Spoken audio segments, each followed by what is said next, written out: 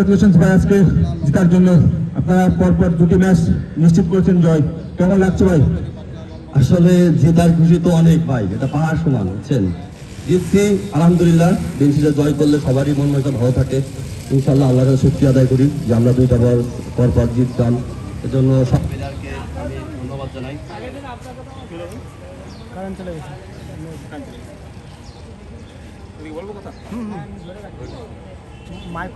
প্রথম দিকে কিন্তু ব্যাটসম্যানদের রান খুব একটা আসছিল না, কিন্তু পরবর্তীতে আমাদের সাব্বির ভাই খুব ভালো ব্যাটিং করে কিন্তু 12 বলে 44 রান সংগ্রহ করে দলকে বেশ ভালো একটা জিত দিয়ে গেছিলেন, এবং পরবর্তীতে ইমন ভাই সেটাকে আরও 12 বলে 30 রান সংগ্রহ করেছেন। তো তাদের প্রতি আপনার আশাটা কেমন ছিল এবং তাদের দায়িত্বটা তারা ভালোভাবে পালন করেছেন কিনা একটু জানাবেন। আসলে আমার টিমের সব ব্যাটসম্যানরাই আসলে অনেক ভালো ব্যাটিং, হয়তো অনেকের ব্যাটিং হইতেছে না, অনেকে পারতেছে না, বাট যার দিন যাচ্ছে সে অনেক ভালো করতেছে। আসলে সাব্বির অনেক ভালো প্লেয়ার, সে ঢাকা লিগ খেলে কন্টিনিউ, তো সে ভালো ব্যাটসম্যান, তার কাছে আশা বড়ই থাকে, সে আরও ভালো কিছু আপনাদের উপহার দিবে ইনশাল্লাহ। ইমনও অনেক ভালো ব্যাটসম্যান, সে অলরাউন্ডার, সো ও আরও ভালো কিছু ইনশাল্লাহ আপনাদের সামনে দিবে ইনশাল্লাহ।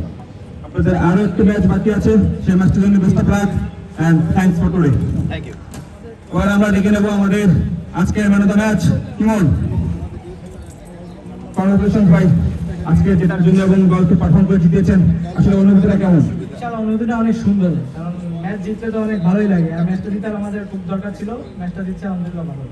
এই যে আয়োজনটা দেখছেন যশোর সিটি বয়েজ অর্গানাইজেশন, আয়োজনটা কেমন লাগছে একটু জানাবেন। আয়োজনটা অনেক সুন্দর হচ্ছে, সেকেন্ড মোটামুটি আমাদের এই টুর্নামেন্টগুলো হয় অনেক ভালো আয়োজন করছে, আয়োজন কমিটিকে অনেক ধন্যবাদ। কংগ্রেচুলেশনস ভাই, এবং আজকে এখন আপনার পুরস্কারটা দেওয়া হবে, তাইলে পুরস্কারটা নেবেন।